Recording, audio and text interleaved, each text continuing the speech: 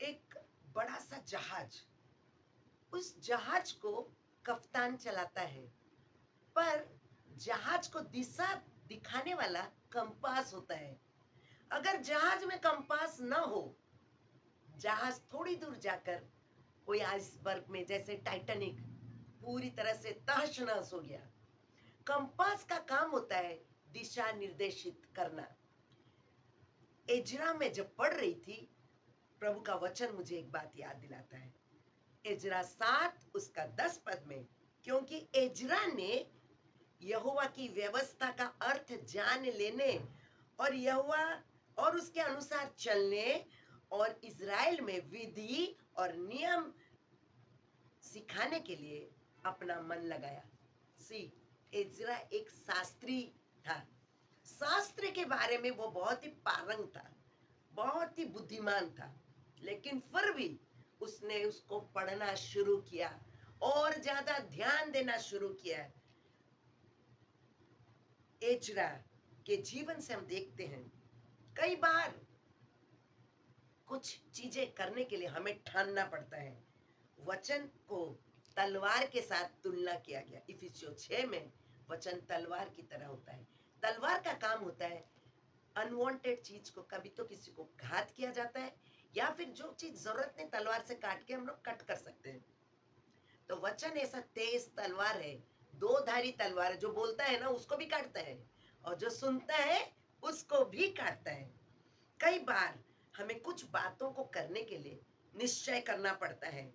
सभी चाहते हैं हम एक आशीषित जीवन जिए, पर इसमें कुछ रहस्य छिपा है।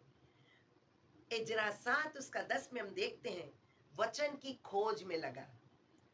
Study the word of God Ezra का पहला काम था। उसने निश्चय किया कि मैं परमेश्वर का वचन को पढ़ूंगा, इसमें जो रहस्य है उसे मैं ढूंढूंगा, और उसने खोजना शुरू किया। दूसरी बात, बिना वचन की खोज मानो उसके जीवन में अंधेरा सा था, वो कुछ कर नहीं पाता। भजन संहिता 119 105 में कहता है, तेरा वचन मेरे पांव के लिए दीपक और मेरे मार्ग के लिए उजियाला है। रोशनी अगर ना हो तो मार्ग अंधेरा, और दीपक अगर ना हो तो रोशनी आए कहां से? दीपक में अगर आग नहीं है तो जलेगा कैसे? तो ये सारी बातें इंटरलिंक हैं। दूसरी बात, एजरा ने ठान लिया सिर्फ पढ़ना ही काफी नहीं है, उस वचन को पालन करना बहुत जरूरी है। याकूब 1 उसका 22 में कहता है, वचन के करने वाले बनो, न कि केवल सुनने वाले। पालन से चरित्र उत्तम और जीवन बदलता है। वचन में सिखाना। तीसरी बात, उसने अपने मन में ठाना, मैं वचन को पढ़कर बेनिफिटेड हुआ हूं, अब मैं दूसरों को सिखाऊंगा। Teach the word of God. Ezra ने इज़राइल में यहोवा के व्यवस्था में लिखी विधि और नियम को सिखाने में मन लगाया। जब वचन हमारे जीवन में हमारा हिस्सा बन जाता है, जैसे हमारे चेहरे में ये नाक हमारे शरीर का हिस्सा है, तो इससे हम सांस लेते हैं। ये इसको काट कर अगर फेंक दिया जाए मैं मर जाऊंगी। इसी तरह वचन हमारे जीवन में हिस्सा बनना है, हमें वचन के अंदर डूब जाना है, और वचन में जब हम खोजना शुरू करते हैं तो वचन की सामर्थ जो एक आग की तरह हमारे गंदगियों को दूर करती है, रोशनी फैलाती है। सब तरह की काम हमारे जीवन के तिक्तता में, तीतापन में, कड़वाहट में, वचन की मिठास हमारे जीवन में मधु की तरह फैल जाती है। तो वचन की शिक्षा में हमें अपने आप को नियोजित करना है। समय बहुत कम रह गया है, कब किसका बुलावा आए। वचन में अध्ययन में मन लगाइए।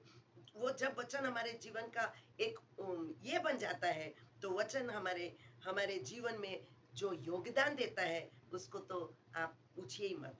अगर हम एजरा की तरह खोजना शुरू करेंगे, पालन करेंगे, तो हमारा जीवन स्वयंता बदलना शुरू होगा। हम कप्तान बिना कंपास के नहीं रहेंगे, क्योंकि वचन के द्वारा हमें गाइडेंस मिलेगा, क्या करना है क्या नहीं करना है।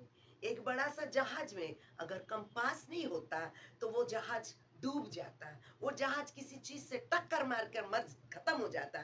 ठीक उसी तरह हमारा जीवन का जो मॉरल है उसको हम खत्म कर देंगे अगर वचन हमारे जीवन में ना हो। इसलिए मैं भी आज इस बात की को संकल्प लेती हूँ कि वचन को रोज पढ़ूंगी, वचन के जीवन में पालन करूंगी और दूसरों को भी सिखाऊंगी। वचन तलवार के जैसा है बोलकर ऐसा मुझे वचन बताता है, लेकिन तलवार को अगर मैं घर में रख दूंगी और तलवार चलाने के जगह में तलवार नहीं लूंगी, वह तलवार को मुझे हाथ में लेना है, जहां जरूरत है वहां तलवार चलाना है, तो फायदा होगा, वरना कोई फायदा नहीं। सुंदर से उसे तलवार को एक केस में रख देने जैसे ही, लेकिन तलवार को हाथ में रखकर चलाने के लिए पवित्र आत्मा की सहायता हमें जरूरत है। और वचन को अपने जीवन का तलवार बना लीजिए और जीवन के हर मुकाम में आप अव्वल बने रहेंगे। वचन को हम कैसे याद करें, इस बात को एक प्रक्रिया के द्वारा मैं समझाऊंगी आने वाली वीडियो में। इस बात को आप जरूर देखिए। प्रभु आपको आशीष दे।